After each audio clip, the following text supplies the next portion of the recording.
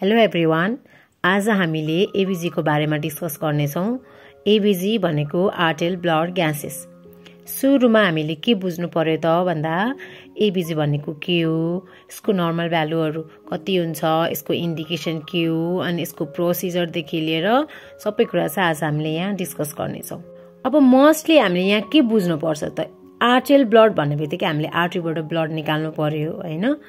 आर्टरीमा रहेको dissolve oxygen र carbon डाइअक्साइडको measurement गरेर त्यसको मद्दतबाट त्यसको हेल्पले हामीले एसिड बेसको स्ट्याटस कस्तो छ, अक्सिजनेसनको स्ट्याटस कस्तो छ, टिस्यु अक्सिजनेसनको स्ट्याटस कस्तो छ र भेन्टिलेसनको स्ट्याटस कस्तो छ भन्ने कुरा चाहिँ हामीले फाइन्ड आउट गर्न सक्छौं है त आर्टेरियल ब्लड ग्यासेस यानी कि एबीजी बाट। र अर्को one of the most important कुरा हामीले के थाहा पाउनु पर्छ भने यदि हामीले कुनै पनि पेशेन्टको एबीजी गर्न जाँदैछौं भने फर्स्टमा हामीले सक्सन चाहिँ गर्नु हुँदैन। एबीजी गर्नुभन्दा अगाडि सक्सन गर्नु हुँदैन। किन गर्नु हुँदैन त भन्दाखेरि सक्सन गर्ने बेलामा क्लाइन्टको अक्सिजन डिप्लेट हुन्छ है, त्यसको कारणले गर्दाखेरि चाहिँ इनएक्युरेट एबीजी को रिजल्ट आउँछ र हामीले चाहिँ जहिले पनि एबीजी गर्नुभन्दा अगाडि चाहिँ सक्सनलाई अभोइड गर्नुपर्छ है त। र यसपछि हामीले चाहिँ यसको नर्मल भ्यालुहरु हेरौं हैन। अब फर्स्टमा भ्यालु हेर्नु भन्दा अगाडि हामीले एबीजी मा के कुराहरु इन्क्लुड गर्छौं, पीएच इन्क्लुड गर्छौं, PaO2 इन्क्लुड गर्छौं, PaCO2 इन्क्लुड हुन्छ, SCO3 इन्क्लुड हुन्छ र स्याचुरेसन इन्क्लुड हुन्छ। र नर्मल भ्यालुमा पीएच भनेको 7.35 टु 7.45 हुन्छ है त। र तपाईको PaO2 भनेको 80 to 100 mm of Hg हुन्छ। PaCO2 भनेको हाम्रो 35 to 45 mm of Hg हुन्छ। SCO3 भनेको 22 to 26 MEq per liter हुन्छ र स्याचुरेसन भनेको हाम्रो 95 to 100% हुन्छ। र याद गर्ने बेलामा जहिले पनि पीएच र PaCO2 लाई चाहिँ अब जस्तै 7.35 to 7.45 अगाडिको 77 हटाए भने PaCO2 चाहिँ याद गर्न सजिलो छ। 35 to 45 भनेर चाहिँ हामीले याद गर्न सक्छौं है। र अब स्याचुरेसन त हामी सबैलाई थाहा भएको कुरा हो है, 95 to 100% भनेर। अब जहिले पनि SCO3 मैले यहाँ लेख्न बिर्सेको रहेछु है, प्लस माइनस 2। SCO3 चाहिँ जहिले पनि 22 to 26 छ हैन, तर प्लस 2 र प्लस माइनस सम्म, जस्तै 22 मा माइनस 2 गरेर 20 पनि नर्मल हुने भयो हैन, 26 मा प्लस 2 गरेर पनि के हुने भयो त यो 28 हुँदासम्म पनि नर्मल हुने भयो है, प्लस माइनस 2 है त।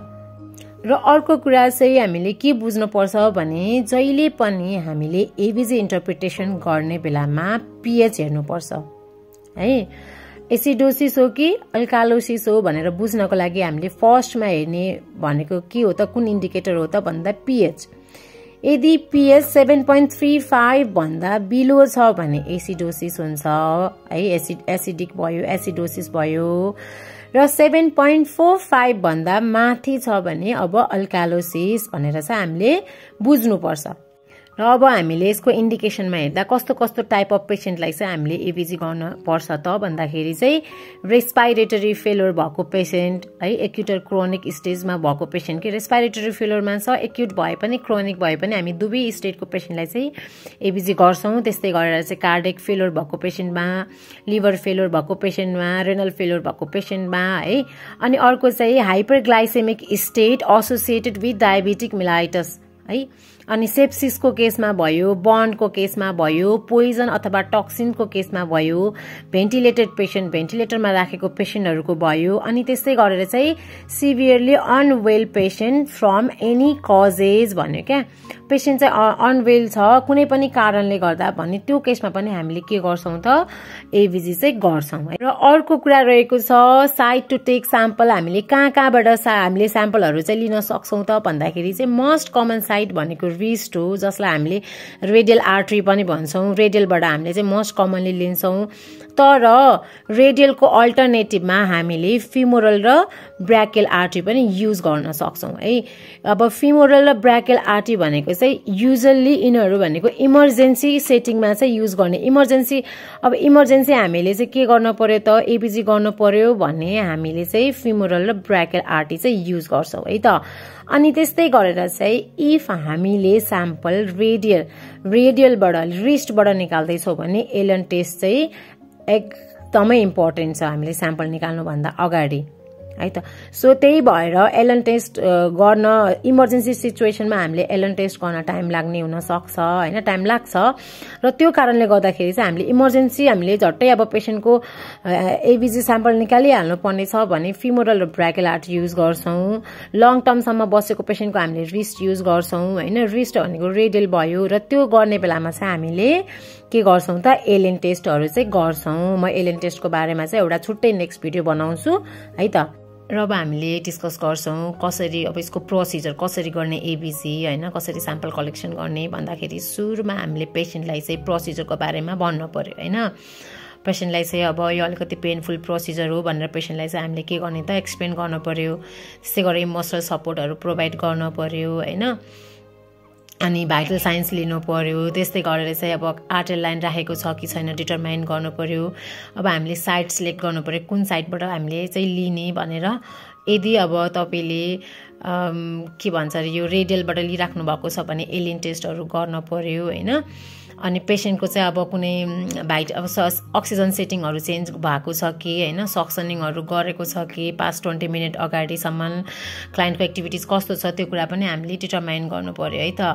अनि त्यस्तै गरेर चाहिँ अब प्रायः जसो त एबिजी गर्ने बेलामा चाहिँ प्री प्याकेज सिरिन्जहरू नै आउँछ है, तर अब सबै ठाउँमा अभाइलेबल त हुँदैन। अब त्यो कारणले गर्दाखेरि चाहिँ यदि प्री प्याकेज सिरिन्जहरू अभाइलेबल छैन भने हामीले आफैले चाहिँ हेपारिन राखेर चाहिँ सिरिन्जहरू चाहिँ हेपाराइज सिरिन्जहरूलाई चाहिँ हामीले प्रिपेयर गर्नु पर्यो है।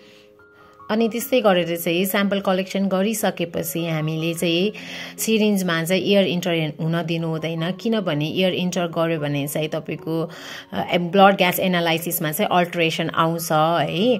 अनि त्यस्तै गरेर चाहिँ अब हामीले चाहिँ जहाँबाट हामीले स्याम्पल निकाल्यौँ त्यहाँ चाहिँ 5 to 10 मिनटसम्म चाहिँ हामी इमिडिएटली चाहिँ पङ्क्चर साइडमा के गर्ने त, प्रेसर अप्लाई गर्नु पर्यो कि होइन। इफ अब तपाईँको एन्टिकोगुलेन्ट अथवा हेमाटोमा रिस्क भएको पेसेन्ट छ भने उहाँलाई चाहिँ हामीले मोर देन 10 मिनटसम्म पनि प्रेसर गर्नुपर्ने हुनसक्छ। त्यस्तै गरेर चाहिँ अब हामीले चाहिँ 5 to 10 मिनट पछि चाहिँ रिअसिस गर्ने रेडियल पल्स। अब यदि रेडियलबाट लिएको छ भने चाहिँ 5 to 10 मिनट पछि चाहिँ हामीले के गर्ने त भन्दाखेरि चाहिँ त्यहाँनिर आएर पल्सहरू चाहिँ फिल गर्नु पर्यो कि, रिमुभ गरेर प्रेसर रिमुभ गरिसकेपछि चाहिँ अब हामीले कुन साइडबाट चाहिँ स्याम्पल निकालेको छौँ त्यहाँ गएर फेरि के गर्ने त, पल्स फेरि फिल गर्नुपर्छ होइन। अनि त्यस्तै गरेर चाहिँ अब प्रायः जस्तो त अब आइसियूमा एबिजीहरू भयो भने चाहिँ अब आइसियूमै एबिजी गरिन्छ नि त होइन, तर सबै ठाउँमा एबिजी मसिन अभाइलेबल हुँदैन होइन। र त्यो कारणले यदि हामीले अब अर्को ठाउँमा ट्रान्सपोर्टेसन गर्नु छ, पठाउनु छ एबिजीको स्याम्पल भनेपछि त्यो कन्डिसनमा चाहिँ हामीले के गर्ने त भन्दाखेरि चाहिँ एबिजी स्याम्पललाई चाहिँ हामीले आइसमा राखेर चाहिँ पठाउने है। अनि त्यस्तै गरेर चाहिँ त्यहाँ पठाउँदाखेरि क्लाइन्टको रेकर्डहरू भयो, टेम्परेचरहरू भयो होइन। अनि त्यसपछि FiO2 अक्सिजन सप्लिमेन्टल कतिमा दिएको छ सबै रेकर्डहरू चाहिँ हामीले के गर्ने त, क्लियरली बुझिने गरी चाहिँ लेखेर चाहिँ पठाउनुपर्छ है त। यो चाहिँ एज हाम्रो इन्ट्रोडक्सन पार्ट मात्रै हो है। भोलि हामीले चाहिँ यसको कसरी एबिजी इन्टरप्रिटेसन गर्ने भनेर चाहिँ हामीले सिक्नेछौँ है। अनि एबिजी भ्यालु हेरेर र प्लस अब कन्डिसन कुन कुन डिजिजमा के कन्डिसनमा कस्तो कस्तो एबिजी इन्टरप्रिटेसन हुन्छ भन्ने कुरा हामीले भोलि नेक्स्ट भिडियोमा हेर्छौँ। हस् त, थ्याङ्क यू।